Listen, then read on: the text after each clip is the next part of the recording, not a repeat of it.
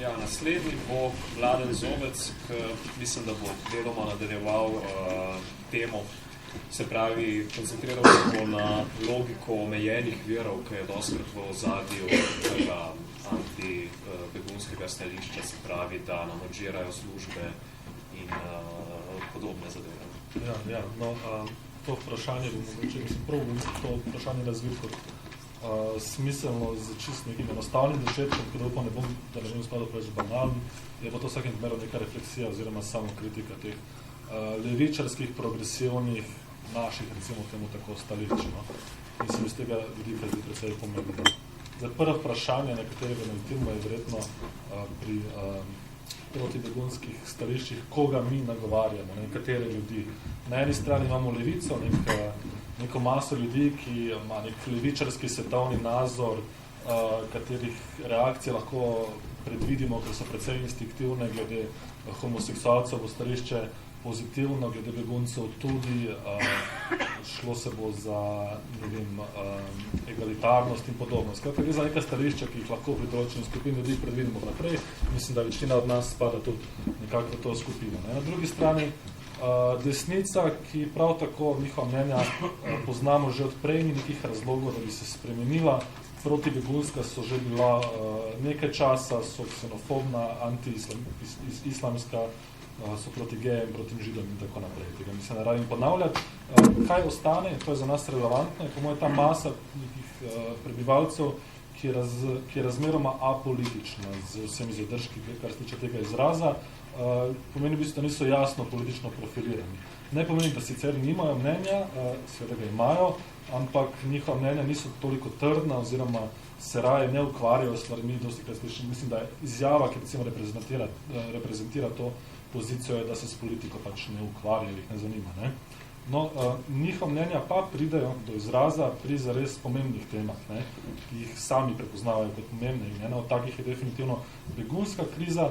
Pomembna za ljudi pa je ta tema, ker jih zadeva neposredno, ker sami vidijo v tej temi neko relevantnost, ki se je upoznala na njihovih življenjih. Ne? Vidijo predvsem neko jasno sliko tega, da se bo družba, v tem primeru recimo slovenska, spremenila v nekem relativno kratkem časovnem obdobju, glede na okoliščine, ki so se zdaj spremenili. Spremembe razumejo kot verjetne in pa nujne. Ne? In vprašanje, zakaj je tu ključno, in da bi odgovorili na to vprašanje, nas mora zanimati konkretni razlogi oziroma konkretni argumenti, zakaj so določeni ljudje, veliko ljudi proti beguncem, migrantom, kakorkoli. Marsikdo namreč pravi, da ni proti beguncem, je pa proti migrantom, kar je še vedno enako sporno stališče. Ne? Zdaj, kako mi izvemo oziroma kako receptiramo kako sploh pridemo do takih različnih protibegunskih stališč, seveda z veliko muko, ampak na eni strani imamo medije, recimo, da mediji na nek način vendarle vplivajo na prebivalstvo, vsekakor pa ni moč podeliti nekaj enačaja med stališči medijev, če jih lahko posplošimo in stališči oziroma mnenji te mase ljudi, o kateri govorim. Pogovori z ljudmi, na primer, predvsem na ta način lahko dejansko začutimo to neko splošno družbeno klimo, gotovimo, kakšno so stališče ljudi, zakaj so proti beguncem, kakšni so njihovi argumenti, njihova logika, ki zadoluje za temi argumenti, ali pa, na primer, socialna omrežja, predvsem Facebook, kjer lahko poskušamo razumeti, kateri argumenti so najbolj prisotni in katere najbolj ponotranijo stališča, ki so proti begunska. No, v te namene sem se včeraj nekoliko poigraval z to Facebook skupino Slovenija zavaruje svoje meje. Šel sem skozi vse objave, vseh 91 do včeraj, in poskusil recimo pogledati, katera stališča so nekako najbolj prevladujoče. Pred tem ne povem, da imam recimo dve predpostavke oziroma ugotovitvi raje. Prva je, da imamo eno množico ljudi, ki so tam prisotni, redno odgovarjajo 100 do 200 ljudi, recimo. Ti so, lahko da rečemo, neki odkriti nacisti, fašisti ali pa tudi ta komentarjat, ki ga pogosto zasledujemo pod različnimi članki na novičarskih portalih in podobno. Ne. Zdaj, ti nas ne zanimajo toliko. Ne. Za nas bo relevantni predvsem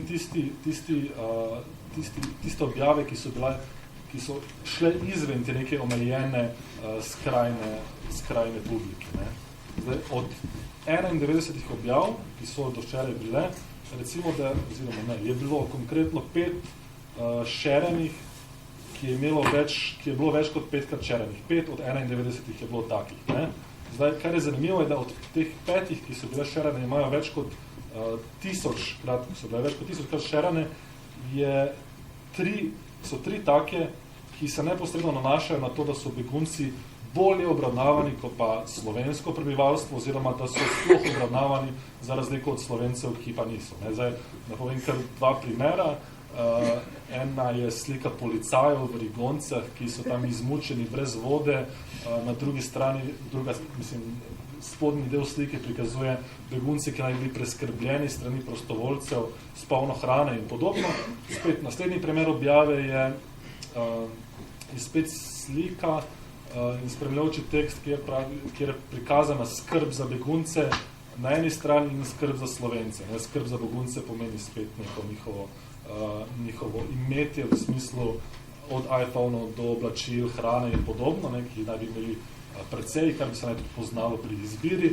Na drugi strani pa skrb za Slovence, ki je prikazana na način nekih ljubljanskih brezdomcev. Mislim, konkretno dejansko ena slika brezdomcev v Ljubljani. Ne. Se pravi, to se mi zdi zanimivo. Ni veliko takih objav, ki bi se nanašali na to neki odnos do beguncev na eni strani in Slovencev na drugi. Ne. Recimo, da jih je 5 ali 6 izmed vseh 91 postov in kar 3 so med temi 5 najbolj pošerenimi. Ne.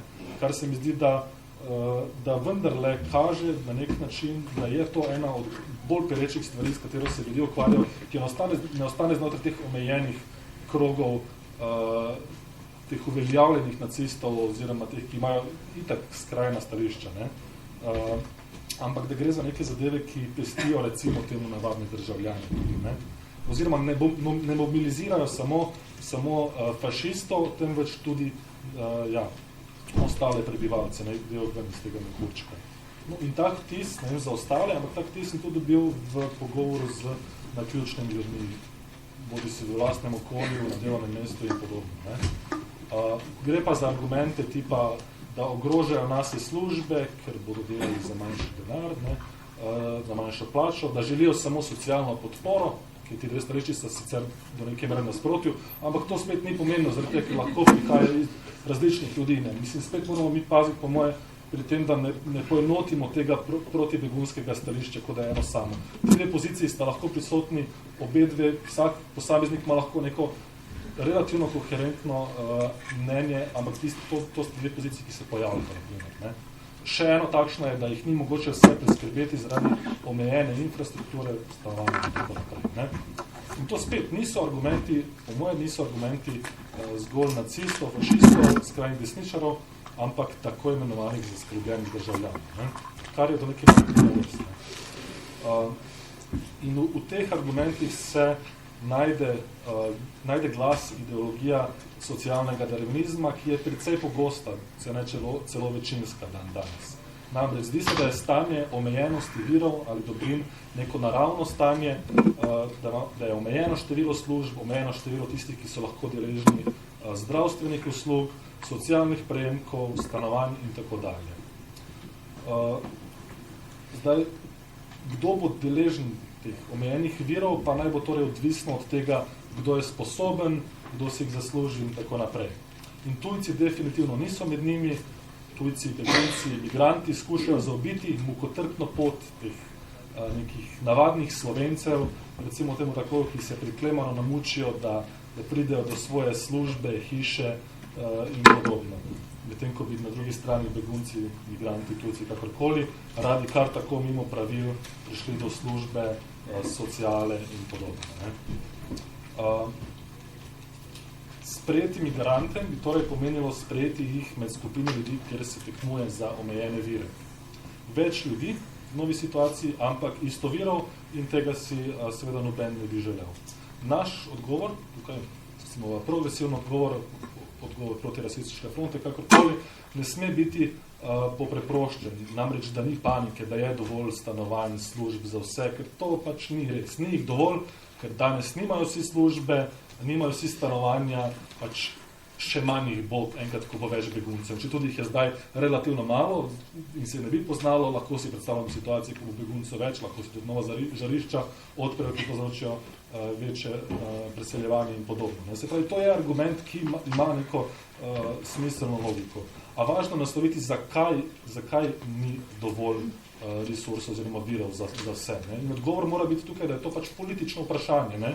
Da ni nič naravnega, da si službe treba izboriti, da si moramo izboriti stanovanja, izboriti si moramo tudi zdravstvo za vse, zato ker pomanjkanje pač ni naravna stvar. Omejenost virov ni nujna. Ne? In zato je tudi nujno, po moje, razmišljati o nekem združitvi boja, o skupnem boju in v ta boj moramo, po moje, razmisliti tudi, kako vključevati te, ki so danes na protibegunskih stališčih. Ne? Po moje, predvsem neprimernih odnosi za naciste in se z njimi ne ukvarjati oziroma biti sovražni do njih, ker oni so ravno tistih, s katerimi se skrajna desnica, nacisti in podobno ukvarjajo, za razliko od nas, ki se mi ne bomo ukvarjali z njimi, se bodo pa oni. Ne?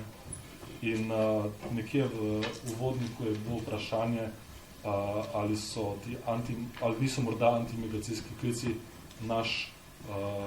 da niso naš popolni sovražnik, in jaz se tu strinjam, niso naš popolni sovražnik, pa mislim, da se moram strinjati s tabo, Dani, da za begunce ni prostora, torej tudi za nas ni prostora, to je res, pač prostor se treba izboriti.